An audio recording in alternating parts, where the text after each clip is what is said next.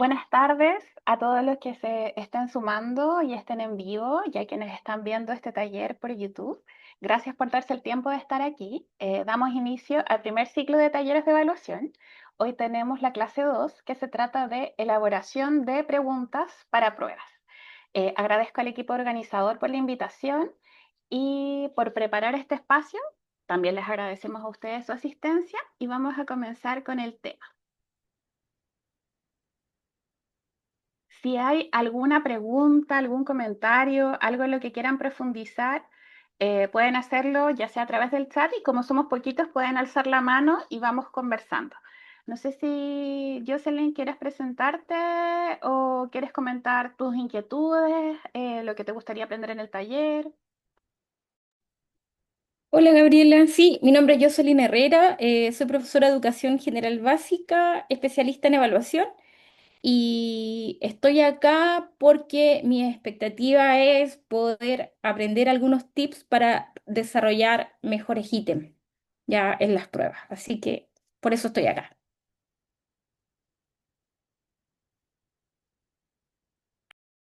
¿Está silenciada, Gaby? Buenísimo, espero que sea súper fructífero esta instancia. ¿Me confirma si se ve correctamente la presentación? Voy a explicar ahora la ruta de aprendizaje. ¿Se ve? Sí se ve.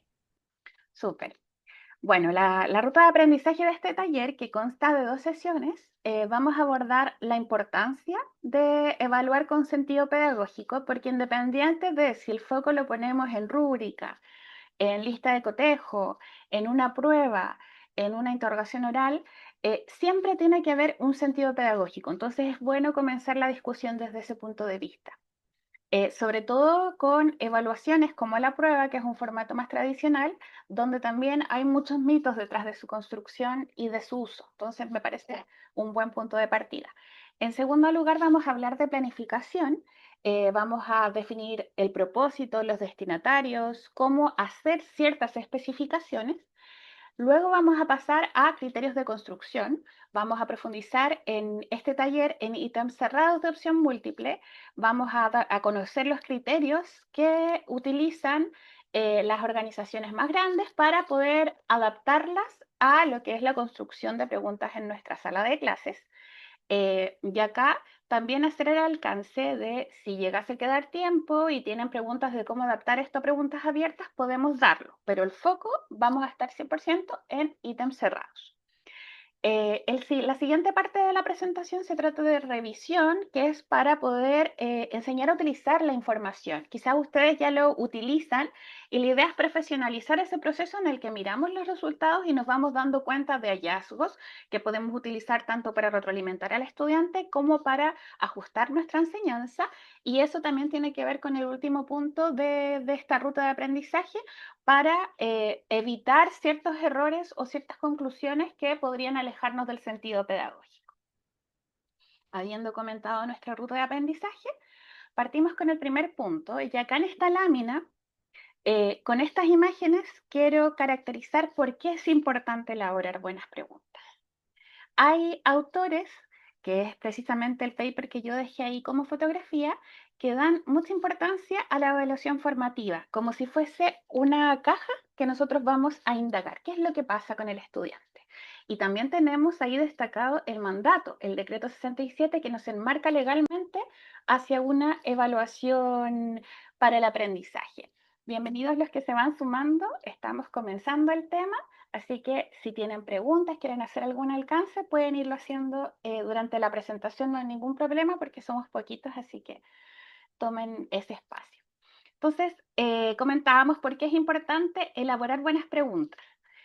Y muchos autores, y hay mucha evidencia al respecto, ponen el foco en que es importante elaborar buenas preguntas, porque lo que nosotros decimos como profesores que vamos a evaluar, los estudiantes lo toman como una norma. De hecho, si nosotros tendemos a hacer preguntas en nuestras clases que son de memoria, los estudiantes van a estudiar memorizando. Si nosotros hacemos preguntas analíticas en nuestras clases o en nuestras pruebas, los estudiantes se van a preparar de esa manera. Entonces, si nosotros hacemos preguntas o pruebas ambiguas, es decir, no buenas preguntas, los estudiantes se van a preparar para adivinar aquello que se quiere evaluar. Entonces, por eso es importante que le tomemos el peso a lo que dicta una evaluación cuando nosotros la diseñamos, porque envía una señal a nuestros estudiantes, sobre todo en ambientes altamente academicistas donde eso tiene mucho más peso. Inclusive si nosotros tenemos un aula que tiene más metodologías activas, aún así tiene mucho peso la evaluación.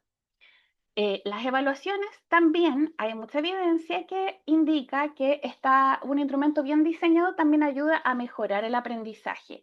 Si yo tengo un instrumento bien diseñado, la información que yo voy a obtener de cómo aprenden mis estudiantes, de qué responden bien, de qué responden mal, también me va a entregar mejor evidencia.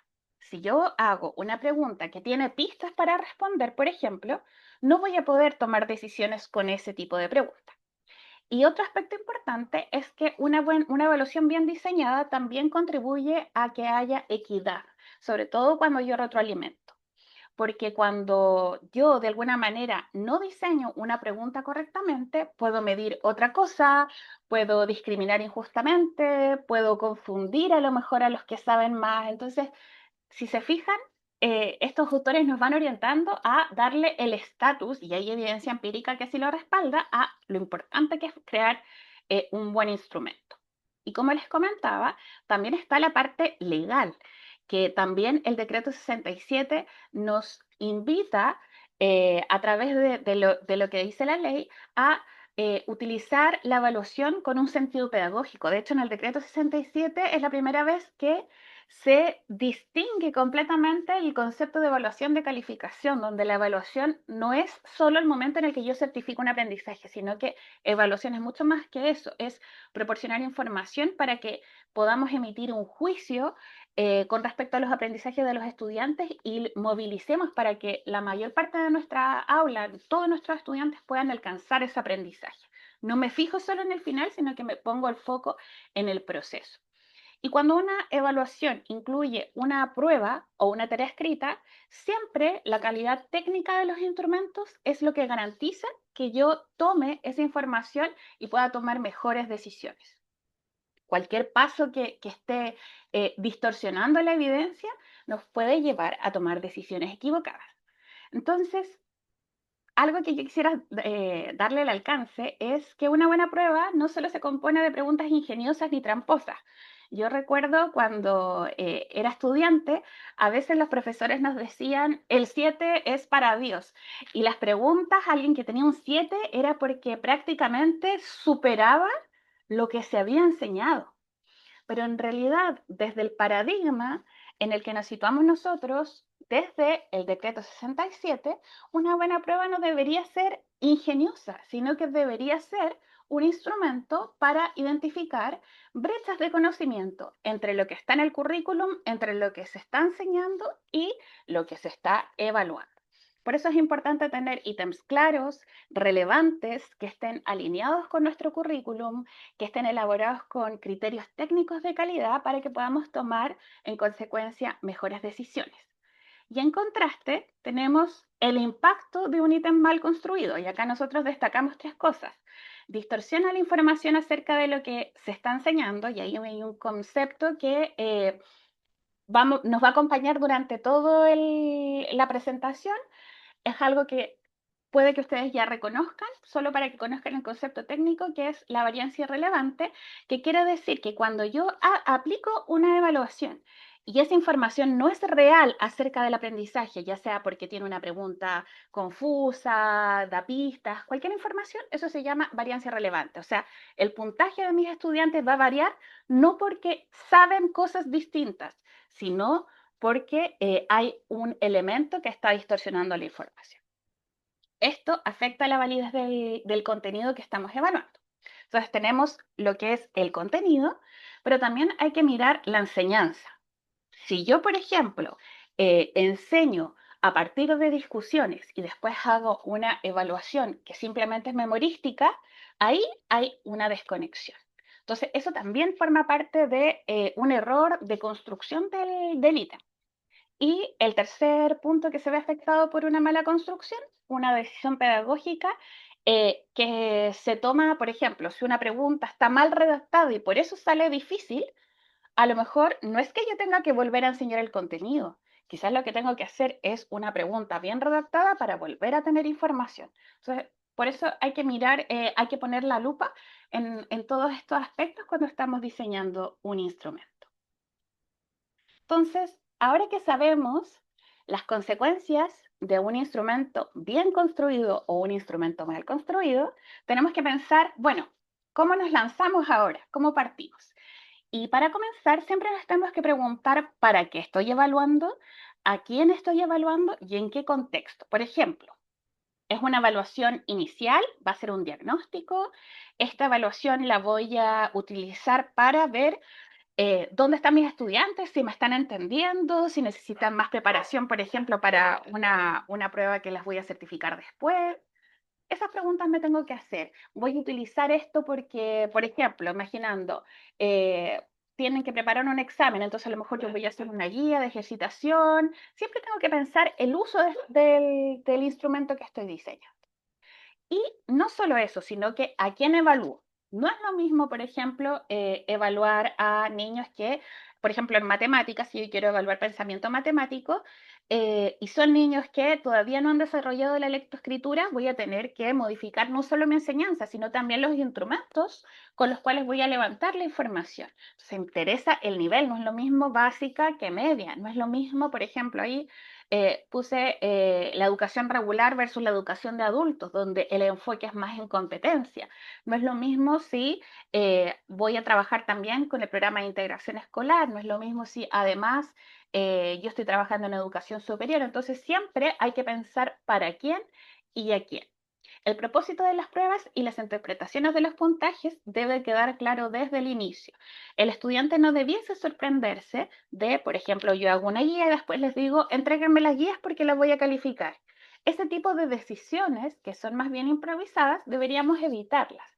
El estudiante siempre debe saber el uso de esa evaluación y entender el propósito para que todo esté en coherencia y evitar injusticias, porque estamos bajo el paradigma, repito, del decreto 67, donde lo que se busca es que la evaluación sea justa.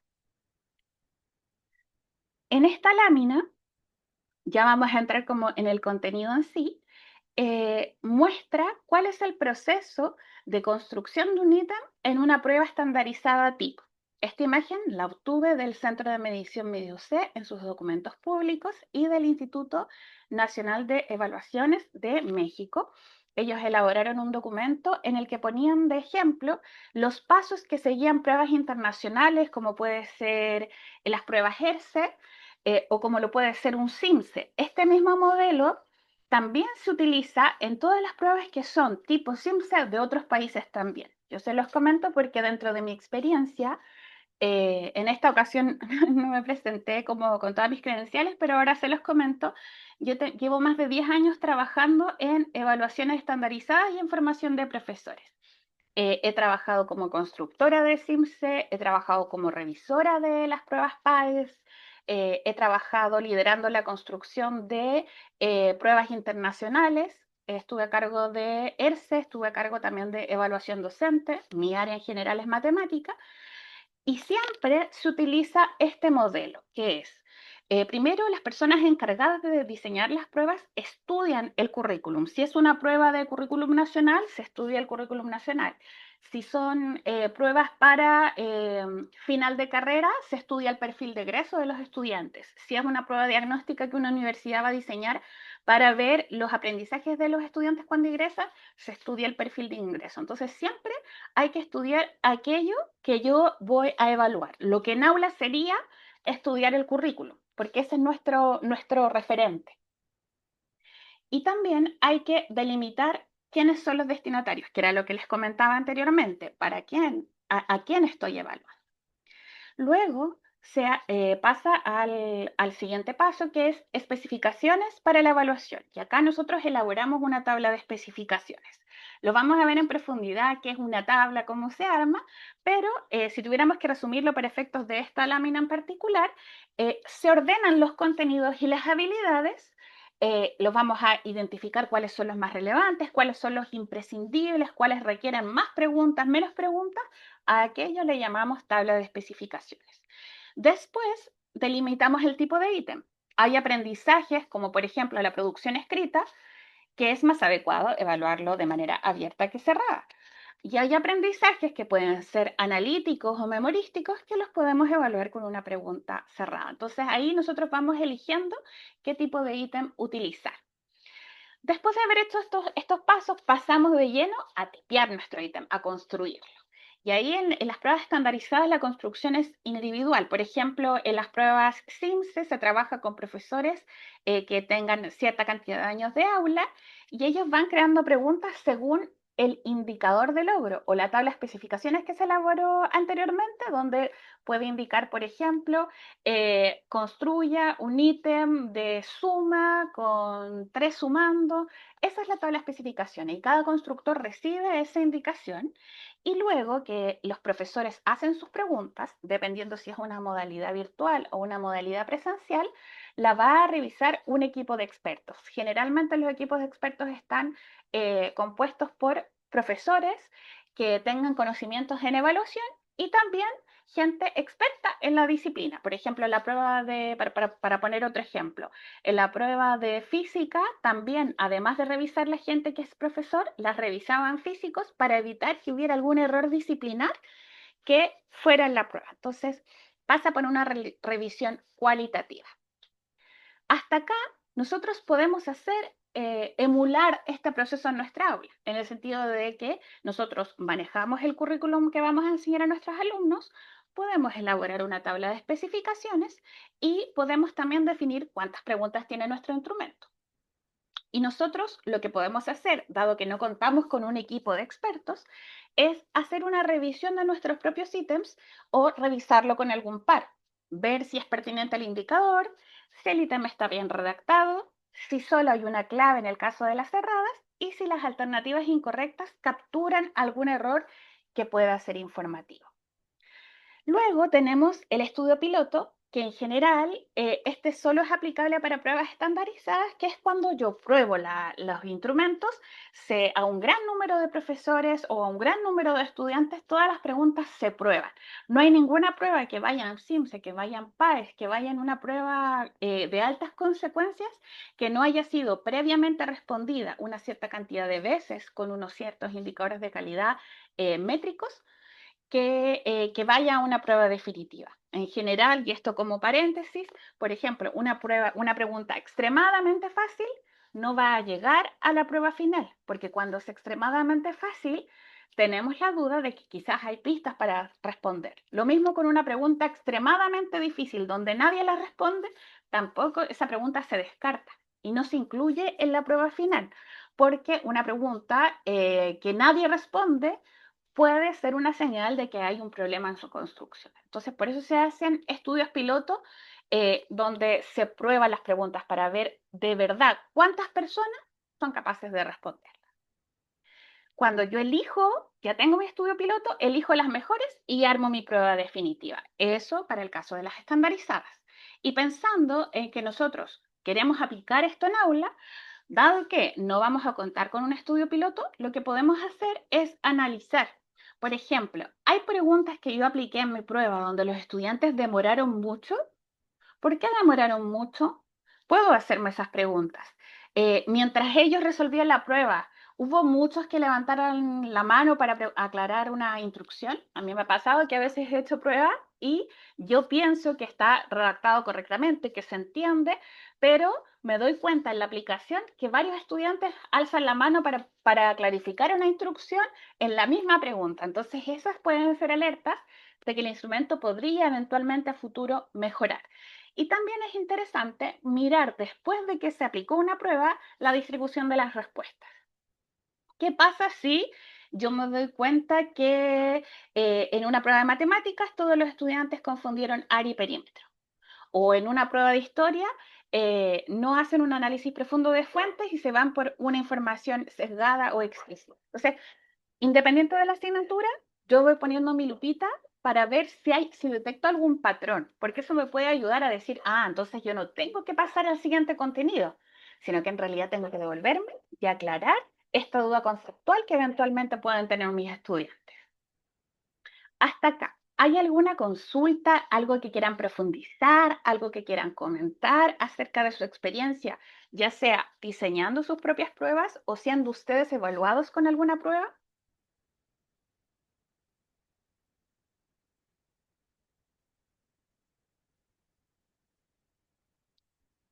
No sé si alguien quiere opinar. No tienen las manitos levantadas, así que asumo que está todo ok. En el chat voy a mirar. No, entonces, Jocelyn, tú que estás con la cámara prendida, ¿me puedes hacer así? Sí, está ok. Y si necesitas que me detenga, también me avisas. Yo quería hacer un aporte, Gabriela. Dime. Yo había visto en revisión de la literatura, en esa parte de limitación del objetivo del instrumento, o cuando tú estudias, lo había visto como confección de marco teórico, que se Mm. hace como un resumen o algo para poder estudiar y preparar bien las pruebas. Situación que no ocurre en el aula porque el docente tiene experiencia y formación en la disciplina que está impartiendo. Ese es un súper buen punto, porque en el caso de nosotros, nuestro marco teórico en realidad es más bien el currículum, entender bien cuáles son los contenidos que hay que abordar, cuáles, por ejemplo, en el caso de ciencia, no solo están los aprendizajes esperados, los OA, sino que también están en el mismo currículum las grandes ideas de la ciencia, que es como el paradigma que está detrás de la confección del currículum. Entonces, en cada asignatura, cuando nosotros entramos a las bases curriculares, no solo está la información literal de los OA, sino que hay un más allá. Si nosotros quisiéramos adaptarlo, por ejemplo, a una encuesta, si yo quisiera hacer una encuesta en mi colegio de ambiente de convivencia escolar, esa investigación, ese marco teórico tendría que ver con qué vamos a entender por buen ambiente escolar, cuáles son las señales, qué dice la literatura. Entonces, claro, dependiendo de si yo cuento con un marco bien estructurado a priori de qué es lo que yo quiero evaluar, esa investigación previa es más amplia o más acotada. En el caso de aula, lo más importante es que el profesor maneje el contenido que va a enseñar, que es lo mínimo, ciertas especificaciones de que hace el mismo currículum, por ejemplo, cuáles son los aprendizajes basales que en algún momento se llamaron prioritarios, cuáles no puede pasar el año sin que los estudiantes sepan ese contenido. Entonces, que sepa todas esas definiciones y especificaciones de su propia asignatura. Es muy importante. Así que muchas gracias por el aporte, Jos. Bueno, y antes de mostrarles la siguiente lámina, recordarles, ¿se fijan que el paso 2 habla de tablas de especificaciones? Eso es lo que vamos a ver en la lámina siguiente, que es la tabla de especificaciones, el esqueleto de una prueba. La tabla de especificaciones es una herramienta que va a guiar mi construcción de manera operativa. Me va a decir qué objetivos de aprendizaje voy a evaluar, cuán complejos son. Me va a ayudar a resguardar la coherencia con lo que yo enseñé en algún momento y también me va a permitir tomar decisiones. Por ejemplo, si yo acá hago mi tabla de especificaciones, voy a saber que la pregunta 8 se trata, por ejemplo, de identificar información explícita de un texto, el lenguaje, y la pregunta 9 se trata de obtener una conclusión. Entonces, yo así puedo identificar qué es lo que hay detrás de cada pregunta, porque cada pregunta está representando algo. Si queremos ponernos más técnicos, es una herramienta que aporta tanto a la validez de contenido como a la validez instruccional. Esto es algo que todos los profesores ya manejan, pero quizás no con el nombre tal cual. Entonces aquí es un poco como la idea de que podamos conversar y tener un lenguaje común. Se le llama validez de contenido a verificar y asegurar que el instrumento esté evaluando el contenido declarado. Es decir, yo mido lo que digo medir, yo evalúo lo que quiero evaluar, ya tal cual el contenido en habilidad y contenido. Y la validez instruccional tiene que ver con aquello que yo enseñé de la manera A, lo estoy evaluando de la manera A. Lo mismo que les decía hace algunas láminas atrás. Si yo hago discusiones en clase y se valora la opinión, yo debería en mi instrumento, ya sea un debate, un ensayo o inclusive una prueba, aludir a la habilidad de discusión para que haya coherencia entre lo enseñado y lo que efectivamente vale. Ambos son validez. Uno tiene que ver con la validez declarada del contenido y otro tiene que ver con la validez de lo enseñado. Y la tabla de especificaciones me ayuda en ambas. Voy a mostrar en la siguiente lámina un ejemplo. Esta presentación también la van a recibir, entiendo que una vez que termina, no sé si terminan los ciclos de talleres o las sesiones de los talleres, reciben la presentación tanto como el enlace del video a YouTube. Entonces, por si después quieren mirar con mayor detenimiento esta imagen. Esta imagen está sacada del libro El poder de la evaluación y nos muestra un ejemplo de tabla de especificaciones. ¿Cuáles son las columnas y cuál es el contenido de cada columna? En una columna yo pongo el objetivo de aprendizaje, en otra columna pongo el contenido evaluado, en otra columna pongo el indicador de logro a evaluar, en otra columna pongo la habilidad, en otro el tipo de ítem, la cantidad de ítems, el peso porcentual, porque si hay preguntas más complejas, imaginando que es un instrumento con preguntas abiertas y cerradas, demandan distinto tiempo, demandan distinta habilidad, entonces yo debiera asignarles puntajes distintos. Y finalmente el número del ítem en el instrumento para que yo sepa, tal pregunta corresponde a tal indicador. Este es como una tabla de especificaciones a la cual uno podría aspirar. Lo básico con lo que uno debería contar son estas tres columnas que yo destaqué. El objetivo, que es lo que está declarado en el currículum, el indicador de logro, que es cómo yo voy a verificar este objetivo que está declarado, cómo lo voy a observar. Eso es un indicador de logro. Tiene que estar objetivo, indicador y la cantidad de ítems que voy a utilizar para evaluar eso. Eso es lo mínimo. Y la tabla de especificaciones, la recomendación es hacerla antes. Es como nuestro esquema. Hay muchos profesores que la tabla de especificaciones la hacen mental, es decir, van a evaluar y saben cuántas preguntas quieren hacer de cada cosa. Y lo que hace la tabla de especificaciones es profesionalizarlo, dejar registro de esa decisión pedagógica de manera que nosotros también podamos resguardar que nuestros instrumentos tienen la calidad deseada.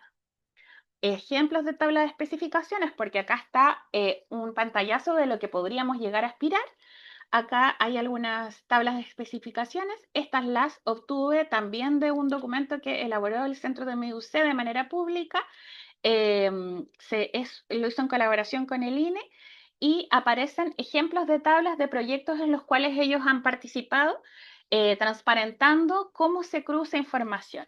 Si se fijan, hay diferentes estilos. Si ustedes googlean y ponen en Google Imágenes tablas de especificaciones, pueden haber tantos formatos como instituciones hay. Lo importante es que exista el objetivo de aprendizaje.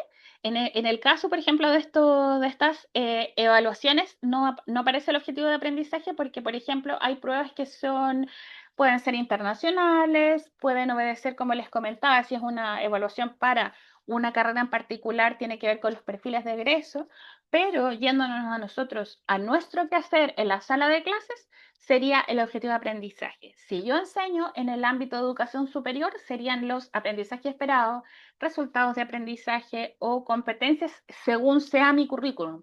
Es lo que está declarado en el programa de la asignatura, en el syllabus. También, si se fijan, están identificadas cantidades, están identificados pesos porcentuales y están identificados indicadores. No hay solo una tabla de especificaciones. Nosotros tenemos que diseñar la que nos acomoda a nosotros para nuestro trabajo y la que institucionalmente esté asentada en el lugar de trabajo en el que participamos. Por ejemplo, si trabajamos en una escuela o en una universidad que tiene tal formato, nosotros nos tenemos que adaptar. Y lo importante es poder entender qué se refiere este instrumento.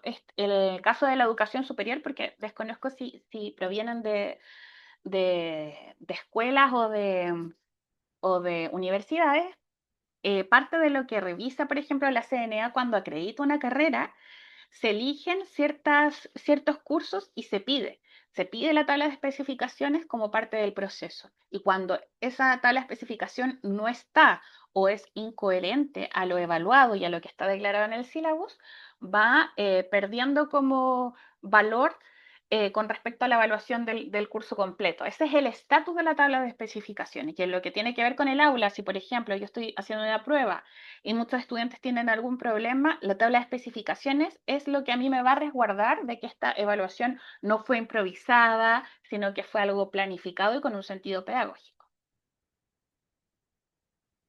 Un tema que surgió en la sesión anterior cuando vimos rúbrica fue una pregunta sobre cómo se asignan las ponderaciones. Y nosotros fuimos respondiendo, digo nosotros porque en la clase pasada estuve yo liderando, Jocelyn también, y también estuvo Loreta como parte de la coordinación FEBE.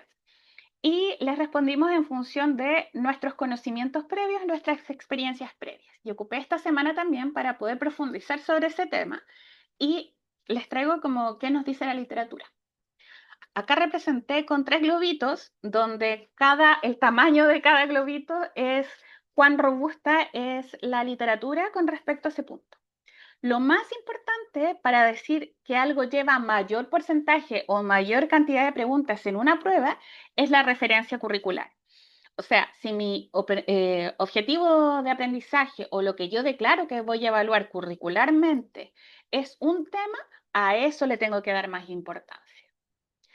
Otros aspectos que importan para poder darle más porcentaje en una prueba o más puntaje en una prueba o rúbrica es la complejidad cognitiva.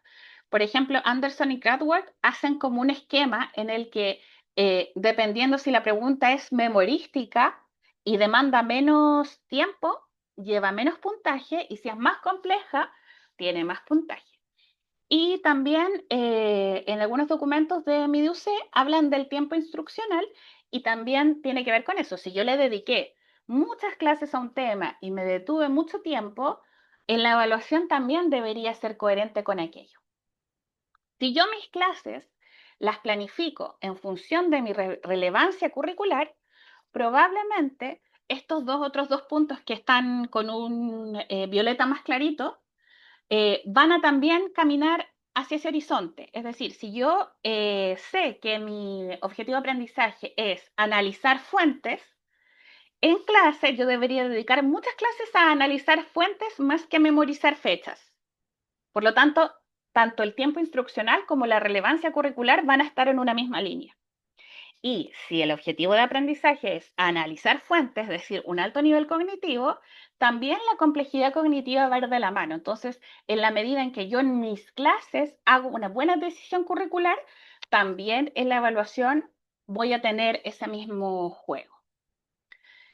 En lo que voy a presentar acá es un modelo que se sugiere, pero acá ustedes pueden adaptarlo porque no hay una regla, eso es muy importante, no hay una receta.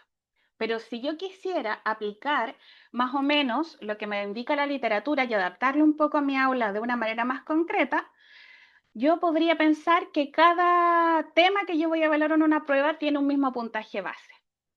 Y yo podría darle el doble de puntaje a aquello que es más relevante curricularmente. Podría darle el doble de puntaje a aquello que es más complejo cognitivamente, y podría hacer ajustes en función de cuánto tiempo dediqué a enseñanza. Luego, eso lo puedo transformar a porcentaje para poder tener una panorámica global y mirar. Por ejemplo, si yo tengo 10 preguntas, yo podría decir a todas les voy a dar 2 puntos, pero aquellas que son más relevantes curricularmente le voy a dar el doble, le voy a dar 4 puntos a esas preguntas. Y además una de estas preguntas que son relevantes curricularmente demandan más tiempo, entonces a esa en vez de darle 4 le voy a dar 6. ¿Se fijan? Yo puedo conseguir, lo importante es que yo pase por todos estos temas y vaya equilibrando mi instrumento. Y para nunca perder de vista el completo, lo ideal es que yo transforme esos puntajes a porcentaje para poder decir, ah, perfecto, está equilibrado. Recordemos que en la sesión pasada conversábamos que aspectos que no son relevantes curricularmente, como la ortografía, en algún caso, por ejemplo, si no es algo que yo estoy enseñando, no debería tener mayormente puntaje. De hecho, hay profesores que no le otorgan puntaje. Eso depende más bien de una decisión institucional. Si llega a ser algo con puntaje, no debería superar más que el contenido, el corazón de la prueba no debería superar ese puntaje. Por eso es importante sacar una fotografía de nuestro instrumento a partir de los porcentajes para ver si está equilibrado, si tiene suficiente importancia aquello que es central en mi prueba. No sé si les queda más o menos claro este punto. Bien, ahí veo que yo se asintió. Vayan interrumpiendo nomás si hay alguna consulta. Habiendo visto todo lo que tiene que ver con la planificación, vamos a abrirnos ahora a la construcción. Entonces vamos a hablar de los ítems de opción múltiple más allá del mito. Generalmente cuando uno escucha hablar sobre los ítems de opción múltiple, tiende a estar el estigma de que son memorísticos, que un ítem de opción múltiple solo evalúa memoria y a lo más evalúa comprensión lectora. Lo que nos dice la evidencia es que eso es verdad cuando los ítems no están construidos siguiendo criterios de calidad. Pero si uno se dedica a hacer un ítem que vaya más allá cognitivamente, que los distractores, que el enunciado, que todos los elementos de la pregunta caminen hacia una habilidad cognitiva mayor, se puede abordar una habilidad cognitiva mayor. Y acá, revisando distintas literaturas, podemos sintetizar, nunca a modo de receta, sino más bien como para darnos algunos focos. Generalmente las preguntas de recordar y comprender que tienen que ver con algo memorístico o algo más automático son preguntas más directas o si tienen alguna información que se presenta, es una información de rápida identificación. Cuando estos ítems tienen estas características, generalmente son de recordación o de comprensión. Si yo quisiera que los ítems avanzaran un poco cognitivamente y fueran de aplicación en un contexto, tengo que trasladar el conocimiento que ellos tienen a una nueva situación. Entonces yo puedo poner un problema simple, un texto breve y ya ellos, los estudiantes, están aplicando. Si yo quiero que no se queden solo con esa aplicación, sino que descompongan la información, yo ya voy en el paso más analítico, o sea, estoy en un nivel más cognitivamente, es más desafiante. Y si yo quisiera abordar esa habilidad, tendría que presentarle al estudiante información más compleja para que tenga sentido esa descomposición. Puede ser un texto, puede ser un gráfico, siempre alineados con nuestro objetivo de aprendizaje. Entonces, si mi objetivo de aprendizaje es más analítico, yo podría hacer una pregunta de opción múltiple haciendo estos ajustes. Y finalmente, si la habilidad tiene que ver con evaluación o síntesis, Bloom le llama síntesis a cuando yo combino algo y hago como un resumen de aquello o hago una combinación a partir de elementos, hago una combinación nueva a partir de elementos conocidos. Si yo quisiera evaluar la capacidad de evaluar, de tomar decisiones, de emitir un juicio, también yo podría presentar información compleja, pero podría también poner información que está en tensión. Para poner un ejemplo gráfico, nosotros en un proyecto en el que trabajo actualmente se trabaja en educación superior y se trabaja con carreras de salud. Entonces, las preguntas de opción múltiple referidas a diagnósticos se presentan casos clínicos.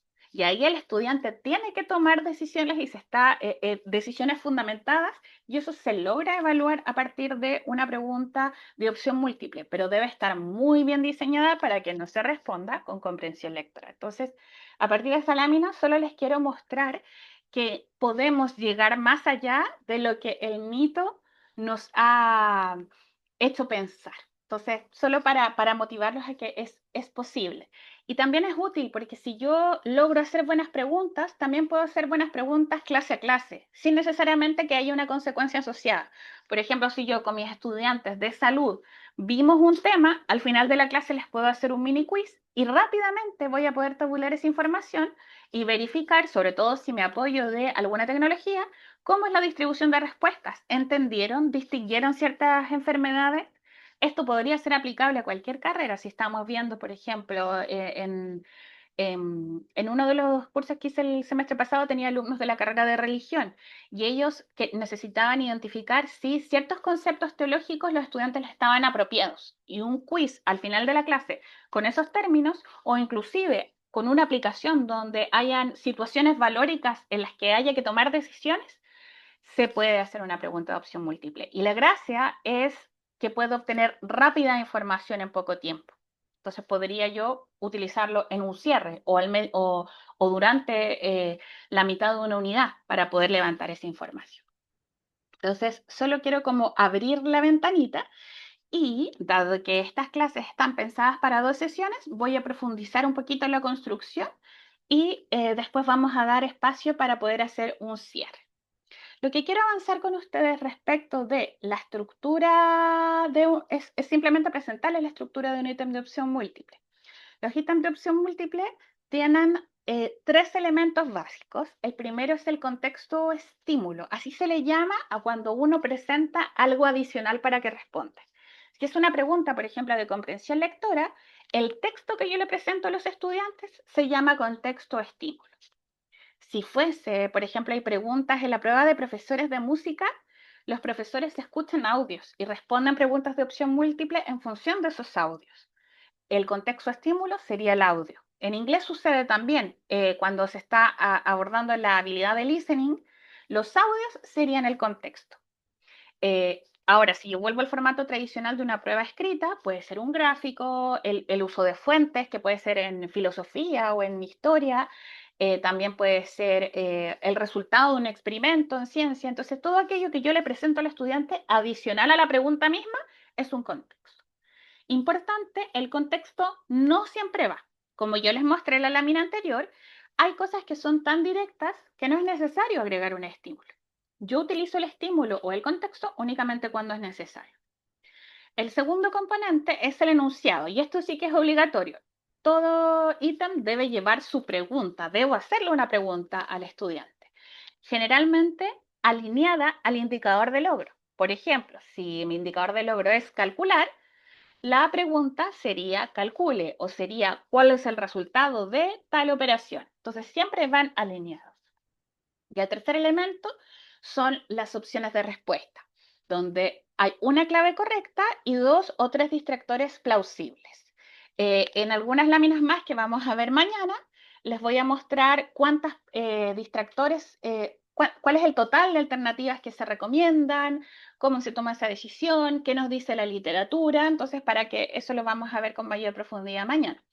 Cosas importantes, tienen que ser, las alternativas incorrectas deben ser elegibles.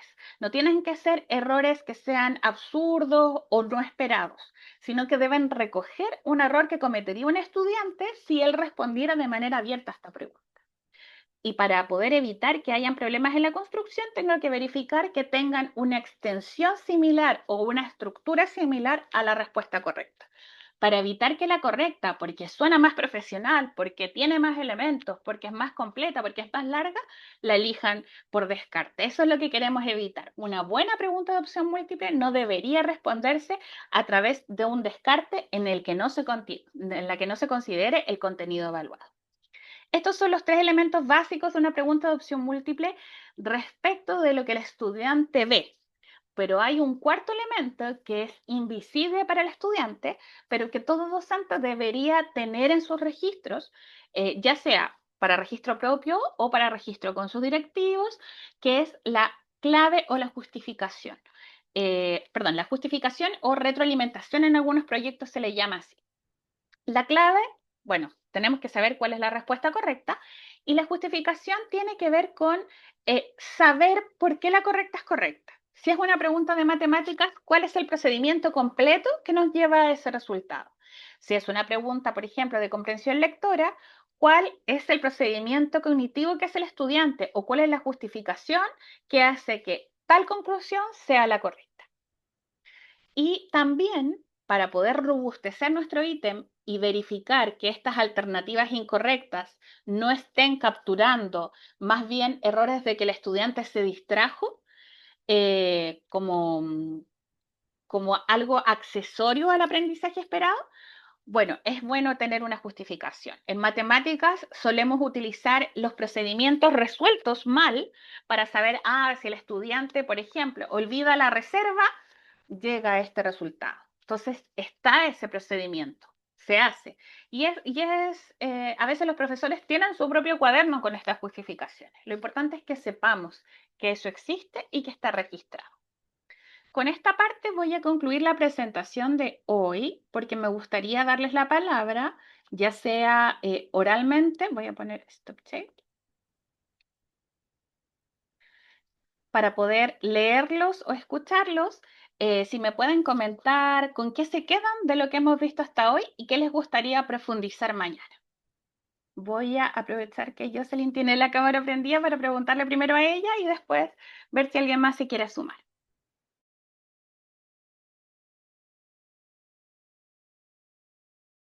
¿Tienes el micrófono apagado, Jocelyn? Gracias, Gabriela. Me gustaría observar ejemplos concretos de ítem y, y ver cómo podríamos redactar o formular aquellos de habilidades más superiores. Súper. Lo vamos a integrar mañana entonces. ¿Y qué cosas encontraste que podían ser un buen aporte de la sesión de hoy? Uy, todo el proceso detallado para la construcción, ya las estructuras, los componentes de los ítems. Así que todo hoy día ha sido realmente un aporte que nos sistematiza y nos organiza lo que sabemos para poder elaborar buenas preguntas. Muchas gracias. Quisiera saber si alguien más quiere comentar a viva voz algún aprendizaje con el que se quede de la sesión de hoy. También si tienen algún problema con su audio o cámara, pueden escribirlo a través del chat. Vamos a dar unos minutos para verificar. No sé si Gonzalo, María Isabel, Miriam o Verónica quieren comentar algo en este cierre.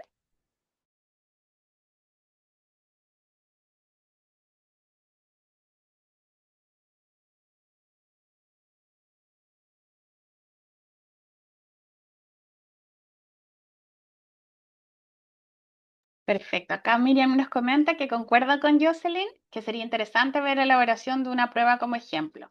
Perfecto. Vamos a traer algunos ejemplos de preguntas. Tengo preparadas buenas y malas preguntas para que las podamos discutir, así que sería súper bueno que podamos trabajar en eso mañana. Gonzalo, no sé si quieres agregar algo más. Hola, sí, quería preguntarte, sin la intención de ser polémico, dado que te manejas en este tema y conoces variedad de pruebas, ¿te parece, primero, conoces los instrumentos, los distintos instrumentos para la selección para la universidad? Digamos, Practitud, PSU, PAES. Y segundo, ¿cuál, o sea, ¿podrías hacer una comparación entre ellos y describir cuáles son sus virtudes y sus defectos? Porque personalmente tengo mi opinión y no estoy conforme con ninguna. Entonces no sé si tú como experta si tienes algo más que detallar. Mira, saliendo un poco como del marco, creo que hay una discusión incómoda que deberíamos tener como a nivel educativo, que es, antes de elegir el instrumento, que es un instrumento no es ajeno a la realidad educativa. Si nuestra realidad educativa es dispar, es sesgada y tiene diferencias socioeconómicas, un buen instrumento no va a ser aquel que sea invisible a eso, se va a permear de eso, independiente de, de cómo llames tu constructo. Esa es la posición que yo tengo. Habiendo aclarado esto, entiendo que existe una añoranza con respecto a la prueba de aptitud académica porque existía la idea de que la prueba de aptitud académica evaluaba más allá del contenido, sino que evaluaba una aptitud, como el que es bueno para la matemática, el que es bueno para ciencia. Después se avanzó hacia instrumentos que estuviesen lo más apegado posible al currículum, para poder decir a aquel estudiante que tiene esta base, que logró con satisfacción los contenidos de la escuela, está preparado para ingresar a la universidad. Eso entiendo que fue como la migración hacia, por ejemplo, PSU. Y entiendo que en esta búsqueda por la equidad se llegó a la propuesta de evaluar competencias, que es el paradigma y el constructo que tiene ahora PAES, que entiendo que paralelo mientras nosotros vivimos estos cambios, siempre se está estudiando eh, si esta hipótesis que está detrás de su diseño es efectiva o no. Entiendo que la construcción por competencias tiene la diferencia de la versión anterior en que, por ejemplo, en PSU voy a hablar más bien de matemáticas, que es donde tengo mayor conocimiento para no decir algo errado, porque desconozco si esto es aplicable a todas las asignaturas. Pero, por ejemplo, en PSU, una pregunta SIMSE, tú podrías, tiene una construcción muy similar a lo que es PSU, es más bien el contenido del objetivo de aprendizaje estaba. Pero en PAES la idea es la tabla de especificaciones, por ejemplo, que les comenté hoy, no tiene solo habilidad y contenido declarado en el currículum, sino que además tiene un elemento contextual donde cada pregunta, salvo unas contadas como de manera muy marginal, eh, ponen el conocimiento en una situación real. Por ejemplo, si voy a preguntar algo que tiene que ver con porcentaje, va a estar como en el porcentaje para descuento en una tienda. Si voy a utilizar logaritmo, voy a utilizar el logaritmo para calcular pH. La idea ese es como lo que se ha migrado. Entonces, la construcción del ítem es distinto. Entiendo que dentro de las múltiples decisiones es tratar de que ese constructo se acerque más a el conocimiento en la vida real, en la vida cotidiana, que sea más significativo. Sé que todavía eso está en estudio, la construcción de esos ítems es distinta, pero si vuelvo a tu pregunta inicial, yo creo que a veces exigimos que un instrumento tenga un resultado distinto, pero un instrumento que tú utilizas en una sola vez, yo, Gabriela, y te digo como Gabriela, no creo que pueda ser indiferente y que maravillosamente nos evalúe como si no hubiera diferencias socioeconómicas, porque esa es una realidad país. Entonces, en realidad, más que editar el instrumento, tendríamos que hacer políticas para mejorar la educación. No sé si respondo a tu pregunta, no sé si va por esa línea tu consulta. Sí, no, era muy abierta, entonces, pero está bien, me gustó tu respuesta, creo que abordaste un amplio espectro de visiones y me quedo conforme, así que te agradezco. No, gracias, Gonzalo, por tu participación. Siempre es importante poner en discusión ciertos temas porque no existen tantos espacios en los que podamos conversar con tanta diversidad de formación. Voy a aprovechar de mirar el chat y claro, María Isabel comentaba que le gustaría profundizar en equilibrar un instrumento. Voy a verificar si al final de ver los ítems podemos volver a lo que es la estructura de un instrumento para ver cómo lo podemos equilibrar. Y Verónica Vega dice, muy claro todo y necesario de considerar al momento de elaborar una prueba. Gracias a todos. Voy a hacer el cierre porque estamos en la hora para respetar también sus tiempos. Voy a decir algunas palabras. Para cerrar, recordar que una prueba no es solo un conjunto de preguntas, sino que todo tiene que ver con una decisión pedagógica. Eso es como el centro de la presentación de hoy que vamos a continuar mañana. Vamos a recoger sus inquietudes para desarrollar los temas con mayor profundidad mañana. Recordarles que pueden acceder a través del link y que esta presentación va a quedar colgada después en YouTube y van a recibir también la presentación por si quieren ir con mayor pausa verificando lo que indica cada diapositiva. Nos vemos mañana, están bienvenidos y también pueden socializar la invitación para invitar a más colegas. Que estén muy bien. Nos vemos mañana, Gaby. Nos Chao, vemos chao. mañana. Chao, Gonzalo. Ya, muchas gracias.